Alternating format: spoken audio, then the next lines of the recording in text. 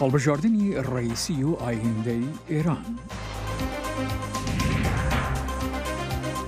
شەرمەزارکردنی کوشتنی دەنیز بۆیراز لە ئەنکەرا.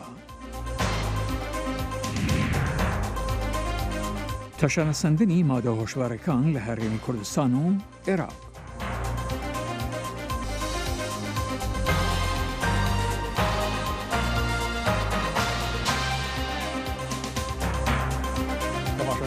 خۆشەویستی دەمەتان خۆش لە واشنگتن دیسیەوە خۆشاتنەوە ڕای بەرنامەی کورد کۆنەکشن هەینی 22 مانگ 6 ساڵە 2021 من جان دیلان درود گەرمە خۆم و هاوکارەی لەم پێشکەشتان کەم ئومیدوارم دەمێکی خۆش وەلمان بوونە سەر. ئێران سەرۆکۆمارێکی نوێ تۆندڕەوی هەڵبژارد لە کاتێکدا نەبوونی دڵنیایی لەبارەی دانوستاندنەکانی نێونەتەوەیەوە بۆ ڕێگەگرتن لە بەرنامەی ناوکی لە ئارادایە. کێشەکە لە کۆبانەوەی ئەم دوایەدا لە نیوان سەرۆکانی وڵاتای گرتوەکان و ڕووسیادا باسی لەسەر کرا. هەڵبژاردننی ئیبراهیم ڕئیسی تۆندڕە و هەرچەند ڕۆژێک پاشەوە دێت کە جۆ بایدن سەرۆکی ئەمریکا وتی ئەو هاوتار ڕووسیەکەی ڤلادیمیر پوتین لە کۆبانەوەی ئەم دوایانەدا لە ژنێڤ گفتوگۆیان لەبارەی ئیرانەوە کرد. ئەوە لە بەرژەوەندی رووسیا و ئەمریکادایە بۆ ئەوەی دڵنیابن لەوەی ئێران چەکی ناوەکی بەدەست نەهێنێت. ئێمە ڕێککەوتین کە پێکەوە کار بکەین. لە مانگی ئاپریل دانوستاندنەکانی ناوکی لەگەڵ ئێران بۆ دووبارە گەڕانەوە بۆ ناوپلانی هاوبەشی کاری گشتگیری ساڵی 2015 دەستی پێکرد کە لەسەر چالاکیەکانی ناوکی ئیران سنوورێک دادەنێت لە بەرامبەر هێوانکردنەوەی سزانەوەتەوەیەکان لەسەر کۆماری ئیسلامی. ئێران لە پابەندی ناوکیەکانی کێشایەوە پاشەوەی دۆناڵد ترامپ سەرۆکی ئەو کات لە ساڵی 2018 لە ڕێکەوتنامەکەی کێشایەوە و سەر لەنێ سزاکانی ئەمریکای بەسەری ئێراندا سەپاند. وڵاتە گرتوەکان بەشداری دەکات لە وتۆژەکانی ناڕاستەوخۆی ڤێنای ئۆتریشدا لەگەڵ دیپلۆماتانی 5 وڵات کە وەکو نیوانگیر لەگەڵ ئێراندا کار دەکەن. وەزیری دەرەوەی ئیران وتی شیانی هەیە تا کۆتایی ئەم ساڵ ڕێکەوتنێک ئەنجام بدرێت پێشەوەی سەرۆکۆماری نوێ دەست بەکار بکات. کۆشکی سپی هیچ جۆرە پێشکەوتنێک لە دانوستاندنەکاندا پێشان نادات، بەڵام وا دەردەکەوێت بە وریاییەوە گەشتبین بێت لەبارەی ئاراستەی وتۆژەکان. ئەوەی من دێڵێم ئەوەیە کە هێشتا مەودایەکی گونجاو ماوە بۆ ڕوێشتن لەسەر هەندێک لە کێشە سەرەکیەکانی نێوان سزاکان و لەسەر پابەندیەکانی ناوەکی کە ئێران دەبێت بیکات، بەڵام تیرەکە بە ئاراستی ڕاست دیاری کراوە لەوێ لە ڕووی کارەوە لە ڤێننا ئەنجام دەدرێت. دانوستکاران دانوستاندنەکانی دواترین خۆلی وتۆژەکانی ڕۆژ یەکشەمەیان دواخست بۆ ڕابشکردن لەگەڵ حکوومەتەکانیاندا بێدانانی کاتێکی دیاریکراو بۆ دەستپێکردنەوە. ئێران دەڵێت بەرنامەی ناوکی بە مەبەستەکانی ئاشتیانەیە. لە ڕۆژانی ڕابردوودا ئیرانیەکان بە کەمترین ڕێژە سەرکۆمارێکی نوێ تۆندڕەویان هەڵبژارد کە لەلایەن ڕێبەری باڵا پارێزکارەکان و تۆندڕەوەکانەوە پشتیوانی لێدەکرێت. ڕۆژنامەوان ئاریزە ئەندەریاری ڕاستەخۆ لە ستۆکۆڵمەوە لە ڕێگای سکایپەوە لەگەڵماندایە بۆ تاوتوێکردنی ئەم بابەتە. کاکارێز خۆشاتنەوە بەرنامەی کورد کۆنەکشن هەڵبژاردننی کەسێکی تۆندڕە وەکو ڕئیسی شیانی هەیە ئێران بە چه ئاقارێکدا ببات؟ بڵێ پێشکی سلااو ڕست کاکجانێ سلااو بۆ بینەران و بیسەرانی بەرنامەکەی بەڕێستان. ئەو ڕەنگە پرسیارێکی فەرڕاهەندیە ئێران بە چا کارێکدا بڕوات ئەگەر لە ڕووی ناوخۆی و هەڵسەنگانی بۆکەین لە ڕووی پەیوەندیە دەرەکیەکان و ڕەوابەتی ئێران لەگەڵ وڵاتانی ڕۆژاوایی بە تایبەتیان لە ڕووی ئەو هەژمونگەرایەک ئێران لە ماوەی ساڵانی ڕابردوودا لە ڕۆژهەڵاتی ناوەڕاست بڵین بە گشتی دەستی پێکردووە لە عێراق و بەحرین و سووریە و یەمەن و ئەم وڵاتانە. لەو چوارچەوەدا پێم وابێ هەرکەم لەمانە هەرکەم لەو چەمکانە ڕەنگە گۆڕانکاریکی جدی بەسەردا بێ بەنسبەت ڕۆژی ناوخۆوە ئەهەمیەت و گرنگیکی وای نییە بەنسبەت دنیای ڕۆژاوە بەڕاستی چون ئەوان تەنها ڕەنگە بەسەندە بکرێت بەوەی کە پێشلکاریکی مافی مرۆڤ لە ئێرانە لەلایەن یەکێتیە کۆمیسیۆنی مافی مرۆڤی نەتەوە یەکگرتوەکان یا ئەوروپا و شەرمەزار بکرێت لە چوارچێوەی لێدوان و بەلاغیدا بۆ پابندبوون بە کۆنوانسیۆنی مافەکانی مرۆڤ. بەڵام دووشت کە زۆر گرنگە لێرە سیاسەتی ئێران بە نیسبەت ناوچەکە و چۆنە بێت لەبەرەوەی کە وڵاتانی هەژمونخواز یا وڵاتانی ڕۆژاوی لە ڕۆژهڵاتی ناوەڕاست چەندین بنکەی سەربازی و سیاسی بەهێزیان هەیە لە وڵاتانی دەوروبەری ئێران و بە هەمان شێوە سیاسەتی ئێران بە نیسبەتی ئەو هەژمونگەرایی کە بڵین سپای قوز لە ساڵی ڕابردووە دەستی پێکردووە لە ناوچەکە چۆن ئەبێت ئەو گۆڕانکاریانە دێتاراوە لە سەبەست. کاکارێز ئەگەر لە ئیران هەموو کەسێک ملکەشی سیستمی وەلایەتی فەقیه و ڕێبەری باڵایە ئیتر هیچ جیاوازیگە کە ئەگەر ڕئیسی بی خامنەیی بی ڕۆحانی بی نازانم ئەحمەدی نەژاد بێت بە دڵنیایەوە لە ئێران مثلەن ڕۆتێک دەستی پێکرد لە ماوەی ساڵانی ڕابردوودا بەناو ڕۆتی ڕەفۆرمخوازان یان ئیسلاح تەڵەبان لە ڕۆتی ڕەفۆرمخوازان و ئیسلاح تەڵەبان بینیمان تەنانەت لە سیاسەتی دەرەوەی ئێران لە بەشی سیاسەتی دەرەوەی ئێران یەکێک بوون لەوانەیە کە نەرمتر بوون یعنی خوازیاری ئەوە بوون کە دانووسان بکرێت لەگەڵ ڕۆژاوادا و لە پاڵەوە مەسەن کۆمەڵی امتیازی پێ بگرن وەکو لابردنی ئەمبارگۆکانی سەر ئێران بەڵام ئەو پرسیارەی کە بەڕێزت ئەڵێیت ڕەنگە بەنیسبەت ناوخۆ و جیاوازی کەوتۆی نەبێت چون جمگەکانی دەسەڵات لە ناوخۆی ئێران بەتەواوەتی لە ژێر ڕکێف و کۆنتترۆلی باندی تونداژە و بنەماخواز بوون کە مەسەلەن سپای پاسداران وەکو هێزی سەرەکی ئەو باڵا لە دەستپێکەوە تایسە توانیوێتی تەنانەت کەرتی ئابووریشی خسوەتە ژێر کاریگەری خۆی بۆیە لەو ڕوانگەوە پێم وان نییە گرنگیکی ئەو تۆی بێ بە نسبەت ناوخۆوە ئیسە ڕەنگە کۆمەڵێک ئازادی یان ئازادی جزئی چووکی تاکی مەسەلەن یا لە بواری ڕاگەاندنە کێمە بینیمان لە قۆناغی ئیسلاحاتی خاتەمیە مەسەلەن ئەوە بوو تا ڕادەیەک بێتارەوە بەڵام بەگشتی نەخێت بە نسبەت ناوخۆ شتێکی وە جیاواز نابێت هەمان سیاسەتی سەرکوت و هەمان سیاسەتی ئینکار بە نسبەت تاکو و نەتەوە جیاجیەکانی ناوێران لەبارەی ڕابردووی ڕئیسیەوە سەبارەت بە پێشکارەکانی مافی مرۆڤ لە سێدارەکانی بە کۆماڵ و هەروها لە ساڵی 2009ەوە لە لیستی سزەکانی ئەمریکادایە ئەمە تا چەند کاریگەری هەیە لەسەر کاری دیپلۆماسی ڕئیسی بە تایبەت لەگەڵ جیهانی دەرەوە و تایبەتتر ئەمریکا بە دڵنیایە و کاریگەریکی ڕەنگە زۆری نەبێت لەبەرەوە کە کۆمەڵە پرۆتۆکۆلی نێودەوڵەتی بوونی مەسەن کەسێک وەکو سەر و کۆماری وڵاتێک هەڵەبژێردێت ئیتر کۆمەڵە شت ڕەچاو ناکرێت مەسەلەن ئەگەر کەسە تاوانباریش بێت زۆر بەڕاحەتی دیسان نەتوانێت لە کۆبوونەوەکانی مەسەلەن ئەوروپا نەتەوە یەکگرتووەکان لە ئەمریکا ژنێڤ بەشدار ببێت بەڵام ڕەنگە وتم لە چوارچێوەی شێوازی دەستنیشانکردنی سیاسەتی ناوخۆی سیاسەتی باڵی دەسەڵاتدار لە ئێران بە نیسبەت سیاسەتی ڕۆژاوە چۆنیەتی پێ ڕەوابتەکە کاریگەری ئەبێت ئەمە بەلای ڕۆژدنی وڵاتانی ڕۆژاو بە دڵنیایەوە گرنگی پێدرێت و بە بایە خۆچاوی لێک ڕاستە ڕئیسی کەسێکی بە پێی لێدوانی ئەمنستی ئینتەرناشنال کە چەند ڕۆژ پێش لەسەر بڵاوکراوەوە یعنی دەست کەسێکی زۆر تاوانبارە دەستی هەیە لە کوشتنی هەزاران کەسەکە لە 1960 مەسەلەن بە فەرمانی ئەم ڕاستەوخۆ سزای لە سێدارەدانیان جێبەجێ کراوە بە ئیمزای ڕئیسی مەسەلەن ئەو هەزاران کەسە کەیتمەس گۆڕستانی خاوەران یەکێکە لە شتە بەناوبانگەکەی و کەسانێکە لە سێدارە دران وە زۆر نمونەیکە لە ڕۆژهەڵاتی کوردستان بەسەرجەمەوە نەتوانێت کە لێران ئەژین کەوتنە بەر زەبری توند و چێژی و سزای مەرگ کە لەلایەن ڕئیسی و لە کاتی خۆیان دەرچوو کە ڕاستەیسە یەکێتی ئەوروپا ئەمنستی ئینتەرناشنال و زۆرێک لە وڵاتان شارەزای ئەو ڕاستیەن کە لە ڕابردووی ئیبراهیم ڕئیسیدا هەبووە بەڵام چەند کاریگەری دەکاتە سەر پەیوەندی ئەمان و ئێران پێم وابێ زۆرتر لە چوارچێوەی شوارگەلێکی ئەوە حقوقی بەشەری کە باوە دەمێنێتەوە کاریگەری کەوتۆی نابێت کاکارێز باس لە بەشداریکردن و بەشداری نەکردن لە هەڵبژاردنەکان نادەکرا ئیمەزانین کورد هەر لە قۆچان و باکووری خۆراسانەوە بگرە لە خوڕەماباد و کرماشان و ئیلام و تاماکووە بگرە کورد هەیە تا چەند گرنگە کورد بەلای کەم لە هەڵبژاردننی ئوستاندارەکانە شارەوانەکاندا بەشداری بکات بۆ ئەوەی ئەم دەسەڵاتانەیە بەدەستی بە تایبەتی لە ناوچەی وەکو ئازەربایجانی ڕۆژاوە کە تێکەڵاوێکی کوردی و ئازەری هەیە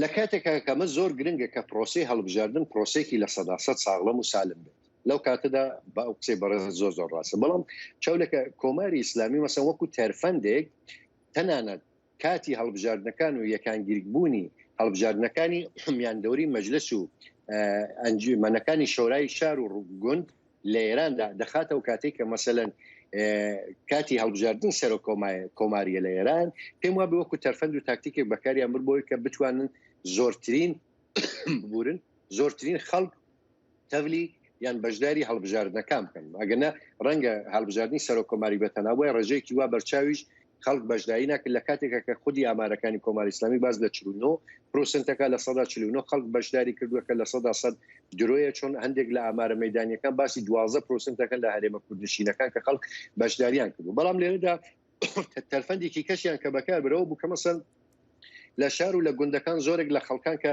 خۆیان کاندید کردبوو بۆ انتخاباتی شۆرای گوند و شارەکان کۆماری ئیسلامی مەسەلەن لە فیلترەکانی خۆشی و ڕەنگە هەندێک کەسی خۆشنا و بە پرەنسیبی کۆمەڵایەتیشی هەڵبژاردو بێت قبول کردبێ بۆی کە بتوان دەنگ بێنە و ڕەوایەتیکی بدات بە سێناریۆی گشتی هەڵبژاردنەکان. ڕۆژەمەوان ئاریزە ئەندەریاری زۆر سپاس کە لەگەڵماندا بوون. نوێترین هەواڵ و زانیاری خێرایی و متمانە لە فەیسبووکی دەنگی ئەمریکا. دەنیس پۆیراز ئەندامی پارتی هەدەپە لە هەفتەی مانگی 6 لە ئۆفیسی هەدەپە لە ئەزمیر کوژرا. کوشتنەکە لە چەندین شارەکانی تورکیادا لە نێوانیان ئەنکەرە شەرمەزار کرا. هاوسەرۆکی ئۆفیسی هەدەپە لە ئەنکەرە پاکیزە سەرمەوەڵۆ دەڵێت ڕووداوەکە هێڕش بووە بۆ سەر دیموکراسی و هەدەپە کراوەتە ئامانج. Di hefteyê Hezîranê da li İzmîrê endam û xebatkara HDP Deniz Poyraz bi destê çekdarekê ve hatibû kuştin. Bergumanê Deniz Poyraz gava ji aliyê polîsan ve hate desteserkirin gotibû ku min dilê xwe rehet kir êdî min derdin. Di kuştina Poyraz da bergumanê vê bûyerê him li tevahiya Tirkiye û him jî li Enqerê rastî bertekên tund hat. Ev gotinê berguman ji aliyê gelek kesîva jî pûşî lê hate kirin. Hevseroka HDP ya bajarê Enqerê Pakize Sinemillioğlu ragahand ku siyaseta ku dijî demokrasiyê HDP nîşan da û ev encama kuştinê çêbû. Biz biliyoruz ki bu cinayet Em dizanin ku ev kuştin bi taybet ser Deniz Poyraz nehatiye plankirin bi tevahî planekî ser HDP'ye û HDP hatiye armaşkirtin. Rayadarên desthilatiyê her roj li ser partiya me gefan dikin ev kuştin ji piştî van gefan hatiye. Em vek HDP vê kuştinê wek êrişekî ser Kurdan û demokrasî dibînin heta ku yên destê wan di vê kuştinê de heye zelal bin em ê tekoşîna xwe bidomînin. Kuştina Deniz Poyraz ji aliyê desthilatî û oposyona Tirkiye ve jî hatibû şermezar kirin. Ev kuştin bûyereka takekesiye an bûyereka rêxistiniyê hê jî diyar nîne. Rojnamevan Kemal Avcı vê yekê wiha şîrovet dike. Enekî derêjê ku rayedarên AKP û MHP bi taybêt serokê MHP li dijî HDP daxuyaniyên tund dide.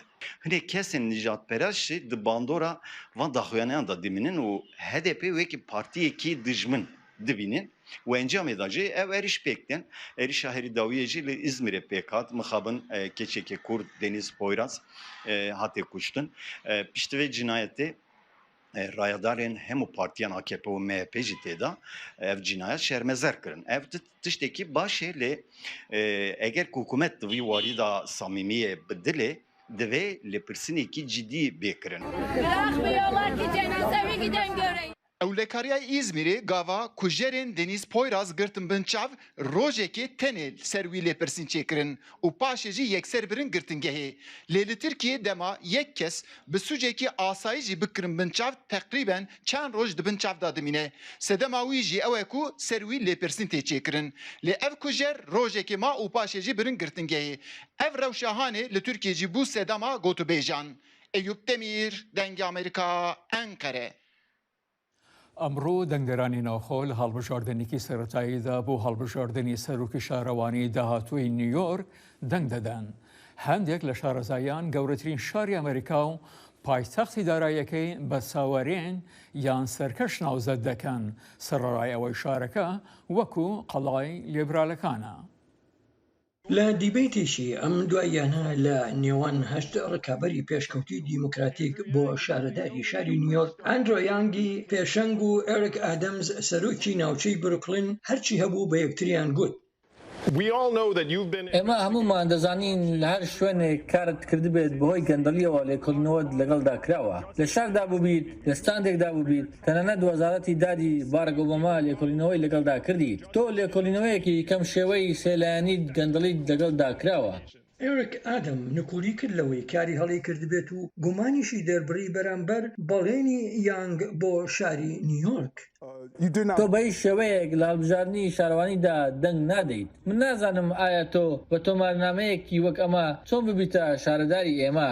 ئایا چۆن شارێکی هەمە جۆری وەک ئەمە بڕێوە دەبیت؟ من سرم لێ دەرناچێت. لە دەرەوەی شانۆی دیبیتەکە و دوور لە دەمەبۆڵێ لەگەڵ یەکتری دانیشتوانی شاری نیویۆرک ئەو مەسەلانی بەلایەنەوە گرنگە بە دەنگی ئەمریکا دەڵێن. ئەگەر تەماشای هەر شوێنێکی ئەم شارە و هەر گەڕەکێک بکەیت خاشاک بە شێوەیەکی ڕێک و پێک تیایاندا کۆ ناکرێتەوە. پێویست بە چاکسازی لە سیستەمی پۆلیسدا هەیە. من دەزانم کەسانێکی زۆر لە هاوتەمەنەکانم خوازیاری هەڵوەشانەوەی سیستەمی پۆلیسن بەڵام زۆری کاندیدەکان لەگەڵ ئەوەدانین. عەدالەتی ئابووری واتە پێدانی دەرفەتێک بۆ خەڵکانی هەژار دەگەێنێت. بەدڵنیاییەوە پەروەردە و فێرکاری لێرە وەک مامۆستایەک و باوکێک گرینگە. من گوێ بە جۆری ژیان لە نیویۆرک دەدەم. ئەمەش ئەو هاژ و هوژەی کە پێویست ناکات گوێبیستی بیت دەگرێتەوە. زۆر گرنگە کە ئێمە سەر و سەودا لەگەڵ قەیرانی نیشتەجێبوون بکەین ئەوەی ڕوبەڕووی دەبینەوە و خەبات بکەین بۆ بەدەستهێنانی خانوبەرەی هەرزان بەها. گرنگترین مەسەلە بۆ من سەلامەتیە بە تایبەت سەلامەتی لەسەر شەقامەکانمان هەموو جۆرەکانی وەک ماتۆر و سکوتەر و پاسکیلی کارەبایی نایاسایی لەسەر شەقامەکانن پەڕینەوە لە شەقام بۆتە جۆرێک لە خۆت و بەختی خۆت. دەیڤد هێلکۆت پرۆفیسۆری زانکۆی نیویۆرک دەڵێت ئەم کێبڕکێیە هەر مەسەلەیەک دەبەزێنێت و دەڵێت ئەوە ململانی دەسەڵاتە لە نێوان دیموکراتە باڵادەستەکان و پێشکەوت و خوازان ئەوانەی گۆڕانکاریان ڕوتێکی خێرا دەوێت. ئێمە زۆری نەمان ڕوانیوەتە لایەنی دیموکراتیە کە تێیدا نیگەرانێکی یەکسانت هەیە لە نێو ئەوانەی هەوڵ دەدەن پشتیوانی لە دامودەجاکان بکەن بۆ بژارکاری لە دامودەجاکان بکەن لە نێوان ئەوانەی زیاتر بە توندی دەڵێن ئێمە کەم و کورتی پەیکەریمان هەیە هەروەها گەندەڵی و دەشلێن خودی سیستەمەکە پیس بووە و پێویستە لەبار ببرێت. لەم خولەی هەڵبژاردندا شاری نیویۆرک پەیڕەوی شێوازی ئەوەی پێی دەگوترێت دەنگدانی بژاردەی ڕیزبەندی دەکات لە بری هەڵبژاردننی یەک کاندید دەنگدران ناوی ئەو کاندیدانی لایەن پەسەندا ڕیزبەند دەکەن. ئیستەر فوکس پرۆفیسۆری زانکۆی کۆڵۆمبیا دەڵێت ئەم شێوازە هەموو شتێک لەبارەی ئەم دەنگدانەوە دەگۆڕێت. ناتوانیت گرە و لەسەر ئەم پێشبڕکێیە بکەیت هیچ کەسێک ناتوانێت پێشبینی ئەم پێشبڕکێیە بکات لە ڕاستیدا خەڵک نازانێت کێ دەیباتەوە و تەنانەت ڕاپرسیەکانیش بە باشی نەیانتوانیوە بزانن کێ دەیباتەوە تەنها جگە لە زانینی 5 کەسی هەرە پێشەنگ نەبێت. شاری نیویۆرک بە ئەندازەیەکی بەرین بە قەڵایەکی لیبرالی دادنرێت بەڵام ئیستەر فوکس دەڵێت ئەو مەسەلانی لێرە لەم شارەدا گرنگە هاوشێوە لە هەموو شارێکی ئەمریکادا گرنگە. فوکس دەژڵێت بە چ شێوەیەک دانیشتوانی نیویۆرک دەنگ دەدەن لەسەر مەسەلەکانی وەک سەلامەتی و چاکسازی لە سیستمی پۆلیسدا ڕەنگە ئەوە ببێتە بنەمایەکی پێشەنگ بۆ هەڵبژاردنەکانی ئایندا لە سەرانسەری وڵاتدا. هەڵبژاردننی بەرایی ڕۆژی سێشەمە بەر لە هەڵبژاردننی گشتی مانگی 11 دەبێت. مادە هۆشبەرەکان لە عێراق و هەرێم بە شێوەیەک تەشەنەی سندووە خەریکە لە عێراق بە هەرێمی کوردستانیشەوە لە کۆنترۆل دەدرچێت بەرپرسانیش سەرچاوی مادە هۆشبەرەکان و هاوردەکردنی بۆ وڵاتانی دراوسێ دەگەڕێنەوە. بەکارهێنانی مادەی هۆشبەر لە عێراق و هەرێمی کوردستان بە شێوەیەک تەشەنەی سندووە خەریکە لە کۆنترۆل دەردەچێت.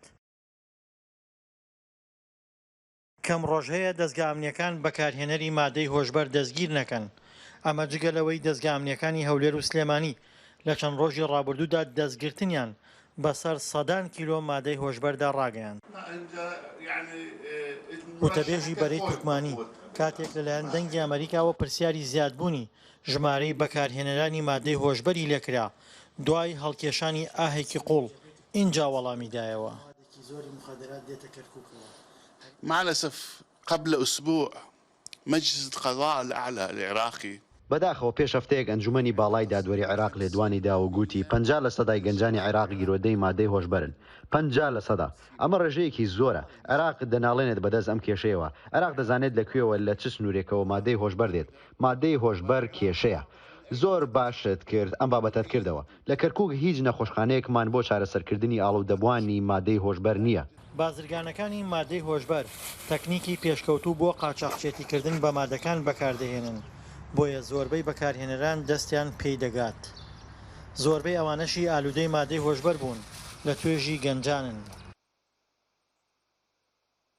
بەرپرسێکی ئاسایشیش دەڵێت بازرگانەکان بە نهێنی و کۆد بەکاردەهێنن بۆ گەیاندنی مادەکان بە کڕیارانیان. زیاتر مەسەن ئەوان تەنها کەسێک ئەناسن ناوێکی وهمی هەندێک جار ئەدەن زیاتر لە لێکۆڵینەوەکاندا و لە دەروەی هەرێم سنوورەکانی ئیداری هەرێم و دەروەی هەرێمی کوردستانەوە داخل ئەکری. دەستگرتن بەسەر سەدان کیلۆ مادەی هۆشبەر ئاماژەیە بۆ ئەوەی لە هەرێمی کوردستاندا بازرگانی گەورەی پێوە دەکرێت. هەروەک لەسەر ئاستی عێراقیش بەرگرتن بە بڵاوبوونەوەی مادەکە لە کۆنترۆل دەرچووە بە تایبەت لە پارێزگا سنووریەکان. مخدرات مشكلة خطيرة تهدد المجتمع العراقي. مادەی هۆشبەر کێشەیەکی ترسناکە و هەڕەشە لە کۆمەڵگەی عێراق دەکات. دەوڵەت هەیە دەیەوێت هەڕەشە لە ژیانی کۆمەڵگەی عێراقی بکات. پێشتر ڕێکخراوەکانی کۆمەڵی مەدەنی هەوڵێندا لە ڕێگەی زانایانی ئاینیەوە کۆمەلگا هۆشیار بکەنەوە و ڕای گشتی لە دژی بەکارهێنانی مادەی هۆشبەر دروست بکەن. کە پێشبینیەکرێت لە چەند ساڵی داهاتووە کێشەی مادە هۆشبەرەکان بە شێوەیەک ئەم ئافاتە بەربڵاو بێتەوە کە لە کۆنترۆل دەرچێ و هیچ یەکێ لە ئێمە نەتوانێت کۆنترۆلی بکە. کاریگەری لەسەر لایەنی ئەمنی دروستەکە، لایەنی کۆمەڵایەتی و لایەنی ئابووری و تەنانەت سیاسی و ئاسایشی ئەمنی. ناسەقامگیری سیاسی و ئەمنی، خراپی دۆخی ئابووری و دەرونی گەنجان، قازانجی زۆری مادەی هۆشبەر و کراوەیی سنوورەکانی عێراق و هەرێم هۆکارن بۆ بڵاوبوونەوەی زیاتری مادەی هۆشبەر. بەتایبەت لە عێراقدا پلانی تۆکمە بۆ بەرگرتن بە بڵاوبوونەوەی مادە هۆشبەرەکان و چۆنێتی مامەڵەکردنی زانستیانە لەگەڵ بەکارهێنەرانیدا نییە. دڵشاد ئەنوەر، دەنگی ئەمریکا، کەرکووک.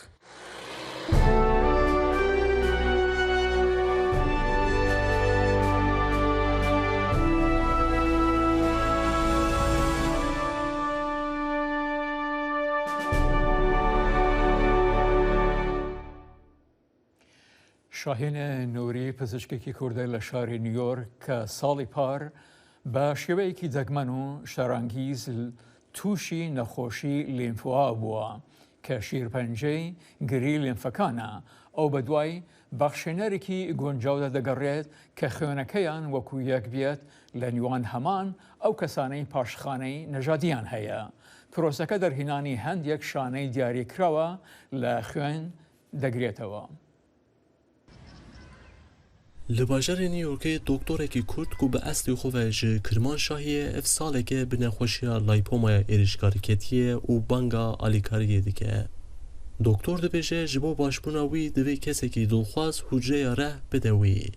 Her wiha doktor amaje bi wî yekê kir ku mirovekî ji gelê wî bixwe û ji herêmê be îhtîmala lêhevatina hucreyan zêdetir e. Ez ji salekê zêdetir e bi nexweşiya laypomayê ya herî giran ketime. Niha di nexweşxanê de kîmoterapî herî bihêz li ser laşê min tê kirin. Lê divê heta wê demê em bexşînerekê dilxwaz ê bi tendurustek baş bibînin ku temenê wî di navbera 18 û 44 saliyê da be. Doktor berdewamî got ku niha bawayekî navnetebeyî di bankên xwînî de ji bo danêran lêkolînan dikin. Lê mixabin wan hê jî kesek nedîtiye. Em lêkolînên xwe berfirehtir dikin li ser malperekê bi navê bithmatch.org li bexşînera digerîn. Duê malperê da di nava 28 datayên cuda da li hev hatin û lêkolîn tên kirin. Sê an jî 4 mehên me mane û ez bi eslê xwe ve ji Îranê me. Ger mirovek li wir be li hev hatina xwîna me ihtimaleke zêde ye. An ku gelê Îranê Kurd, Ereb, Türk û kesên ji herêmê ne. Her wiha ji bo Doktor Şahîn tîmeke dilxwaz jî kampanyayek da dest pê kirin. The purpose of our campaign, Shaheen's Wings. Armanca kepeyna me bi Doktor Şahînî û dîtina bexşînerekî di tîma medanê zîkî 10 kes hene li Amerîka û Kanada û deverên diyên dinyayê jî lêkolîn dikin. ئەم هەوڵ دەدەین کو دیگەل سەرۆکێن جواتێن هەرێمێ باخفین دکتور شاهین دەعەس لێ خۆدا کوردە ئیرانەیە بەخشێنەرن وێرێ احتیمال هەڤل هاتنێ پتر هەیە شاهینی وەک دکتۆرێک هەرگاف هاری خەلکی کردە ئۆنوکە دوورامەیە ئەم هاری بکەین هێژای گوتنێک و ئەگەر هون حەز دکن ببن دانێر و بنێرن کا هون دکارن ببن دانێر ئان نا دەوێ سەردەنا ماڵپەرا شاهین وینگز و بیدمەچ ئۆرگێ بکن و ئەوێ ژوێرا بێژن کا پێواژۆ چاوا دەدۆمە سینان تونشتمیر دەنگی ئەمریکا نیویۆرک ئەلیسا لایتبۆر لە کالیفۆرنیاوە لە هەرێمی کوردستان زمان ئینگلیزی فێر دەکرد و ئەو ماوەی کە لەوەی بووە ئەوەندە کاریگەری لەسەر هەبووە کە پەرتۆکێک بە ناوی پاسکەڵی کوردی بنووسێت ئەو لە 6 وڵاتی جیهاندا ژیاوە لە نیوانان عەرەبستانی سعودی و سنگافۆر بەڵام پێ وایە کاتەکەی لە کوردستان بێوە نەبووە پامێرمان لە ماڵەکەی خۆیدا لە کالیفۆرنیا سەردانی کردووە و لەگەڵ قسە کردووە ئەم راپۆرتی ئامادە کردووە ئەلیسا لایتبۆرن نووسەری ڕۆمانی پاسکیلی کوردی مامۆستایەکی ئەمریکیە کە لە 6 وڵاتی دنیادا ژیاوە بەڵام وەک خۆی دەڵێت خۆشترین کاتی لە هەرێمی کوردستان بووە ئەو دەڵێت ژنانی کوردی خۆش دەوێت و ڕێزی بۆیان هەیە ژنی واهەن کێویان بڕیوە و لە سەردەمی ڕژێمی سەدام حوسێندا هەڵاتون بۆ ئێران ئەوان زۆر بەجرگ و خۆراگر بوون منداڵەکانیان لەسەر پشتیان داناوە ئەوان هەژار و دەستکور بوون بەڵام کۆمەڵەیەکی یەکگرتوو بوون و پشگیری یەکتریان دەکرد پاشماوەی 6 مانگ نیشتەجێبوون لە هەرێمی کوردستانی عێراق ڕۆمانی سەرکەوتوی خۆی بە ناوی پاسکیلی کوردی لەسەر بەسەرهاتوو ئەزمونەکانی خۆی لە هەرێمی کوردستان نووسی ئەو پەیامێکی هەبوو بۆ خوێنەرە ئەمریکیەکانی دەست و دڵتێری ئەم خەڵکە و ئەو خۆشەویستی لێیان هەڵدەقڵێت من بە هیچ جۆرەیەک نەمدەتوانی باوەڕ بکەم ئەوان بۆ هەمیشتە کاریگەریان لەسەر من داناوە هەنیان داوام کە ئەو کتێبە بنووسم چۆن دەمویست بە ئەمریکیەکانی نیشان بدەم ئەگەر ئێمە پێمان وایە دڵنیابوون و پاراستن کۆمەڵێک پارەی ناوبانک یا سەرمایە و خەزنی شتی لەم شێوەیە لە ڕاستیدا دڵنیابوون و پاراستن خۆشەویستی خەڵکە زۆربەی خەڵک تەنانەت نازانن کورتکێن ئەو ژمارەکەمەی کە ئاگاداریشن خوێندەواری باڵایان هەیە و زۆر ئازادی خوازن بۆیە ئەوان زۆر تووڕەن بەوەی کە ڕۆژئاوە و بەتایبەت ئەمریکیەکان بەردەوام خیانەتیان بە کورد کردووە ئەلیسا لەو بڕوایەدایە کە ئازایەتی کوردان لە بەزاندن و شکاندنی داعشدا کوردی هێنایە ڕێزی پێشەوە